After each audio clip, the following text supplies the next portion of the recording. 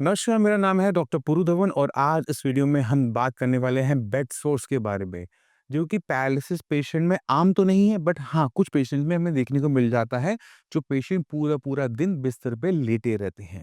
क्योंकि गर्मी का मौसम आ रहा है और बेड सोर होने की संभावनाएँ ऐसे पेशेंट के अंदर जो बिल्कुल बेड से हिल नहीं पा रहे, उनमें बहुत ज़्यादा बढ़ जाती है। उन पेशेंट में बहुत ज़्यादा बढ़ जाती है जो पूरा दिन अपना व्हीलचेयर पे या चेयर पे बैठे रहते हैं।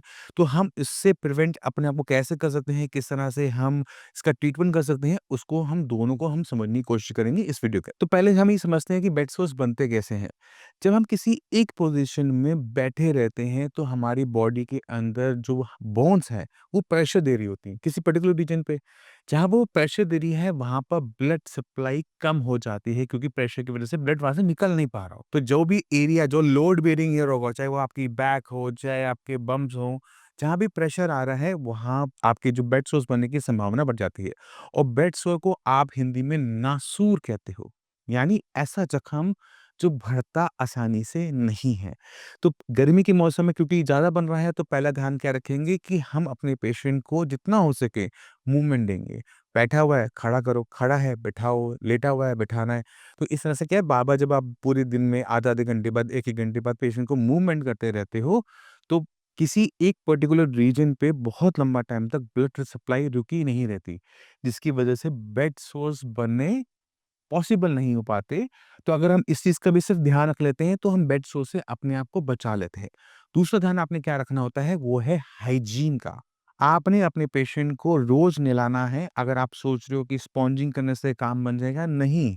पेशेंट को आप उठाओ, बाथरूम में बिठाओ, पूरे अच्छे तरीके से साबुन से, पानी से नहलाओ, क्योंकि पसीना जब बॉडी में लगा रहता है, तो वहाँ पर इन्फेक्शन होने के चांसेस बहुत ज़्यादा बढ़ जाते हैं और बेड सोर का बनने का रीज़न एक ये भी होता है। तो आपने अपनी बॉडी की हाइजीन मेंटेन करने के लिए डेली बाथ लेना ज़रूरी है। ठंडे से नहाओ, गरम से नहाओ बट नहाओ ज़रूर, ठीक है? अब जिन पे पेशेंट में बेड सोर्स बन गए हैं, उनका हमने कैसे ध्यान रखना है, अब उसको भी समझ लेते हैं। तो गर्मी के मौसम के अंदर क्योंकि पसीना ज़्यादा आ रहा होता है, हाइजीन मेंटेन करनी होती है, तो दिन में 2 बार पट्टी करनी है। 2 बार सफाई करनी है और पट्टी करनी है, ठीक है? अब जब हम पट्टी कर रहे हैं, सफाई कर रहे हैं, तो हमने ध्यान क्या रखना होता है कि हम उसमें क्या यूज़ कर रहे हैं। तो आयुर्वेद में ना एक तेल आता है जिसका नाम है जात्यादि तेल, आप स्क्रीन पे भी देख पा रहे होंगे।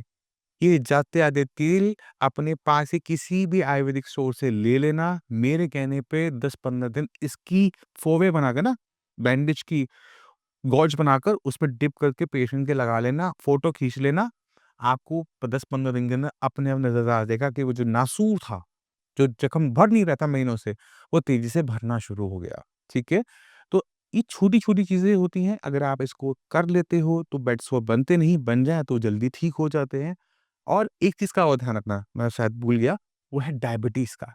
अगर पेशेंट को डायबिटीज़ है, तो आपको मेक श्योर करना होगा कि उसकी डायबिटीज़, उसकी शुगर लेवल्स विदिन कंट्रोल है। अगर शुगर लेवल बहुत ज़्यादा बढ़ रहे हैं, तो वो नासूर नासूर ही रहेगा, चाहे जो मर्ज़ी कर लो। तो आपको इंसुलिन दे के, मेडिसिन दे के उसके शुगर लेवल्स को विदिन नॉर्मल लिमिट्स लेकर आना ही पड़ेगा। HbA1c को अगर आप ये सब कर लेते हो, तो जो बेड सोर्स हैं, वो जल्दी बढ़ जाते हैं। तो मैं उम्मीद करता हूँ इससे काफ़ी कुछ समझ गए। फिर भी कुछ भी डाउट रहता है ना, कुछ भी पूछना चाहते हो, मोस्ट वेलकम है। आप आके भी मिल सकते हो, पूरी डॉक्टर्स की टीम है, आप उनसे भी बात कर सकते हो। और इसी के साथ आप सभी से चलने की आज्ञा चाहूँगा। मिलते हैं अगली वीडियो में, तब तक के लिए नमस्कार।